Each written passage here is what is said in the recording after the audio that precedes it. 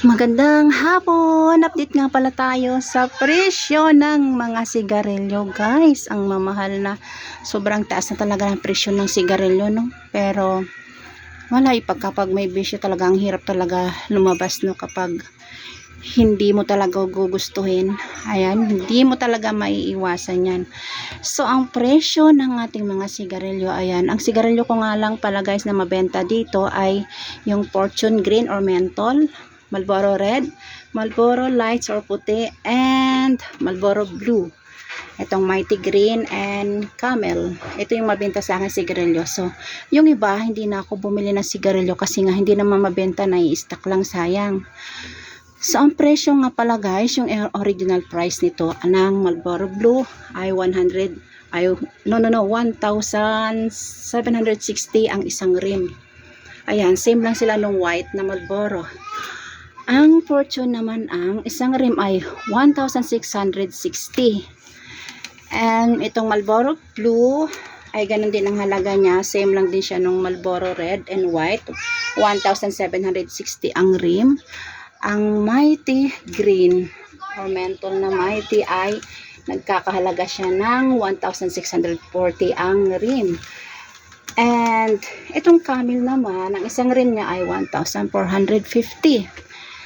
So, ayan, ang isang stick ng Camel, ang pintahan ko niyan, guys, ay 9 pesos. And sa isang kahan naman ay 185 ang benta ko kasi medyo mas mababa siya sa mga Marlboro.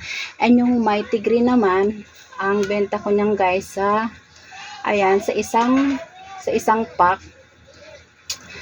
Ang original price kasi niya 164 ang isang pack. So tinubuan ko lang siya ng basta 10 pesos yung pinapatong ko sa sigarilyo. And 10 pesos lang ang isang stick ng Mighty Green. At ang Marlboro naman ay 11 pesos ang isa. So sa iba niyan, 12 pesos na ang isang stick niyan. And ang isang kaha niyan, guys, ay 200 ang bentahan ko niyan. And yung kalahati ay 100 na talaga ang bentahan ko. And itong Fortune naman, ganun din, 11 na din yung bentahan ko sa isang stick niyan.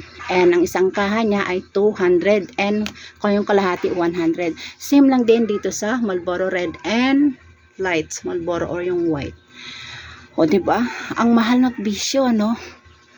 Ang hirap, kaya yung iba, yung mga hindi pa naninigarilyo, wag nyo nang subukan kasi sabi nung mga naninigarilyo, hirap talaga silang tanggalin yun. Parang alak din yan, di ba? Pag alcoholic ka na, ang hirap na kailangan ng i-rehab. Ayan. So, yan lang, guys, ang update ng ating mga sigarilyo ngayon. And good luck na lang dahil ang mahal ng bilihin, tapos isasabay nyo pa ang sigarilyo. Yan, bahala kayo. Ayan, choice nyo yan. Okay, thank you. Thank you for watching. Ako never talaga akong tumikim yan. Yan. Thank you, guys. Thank you for watching. Bye.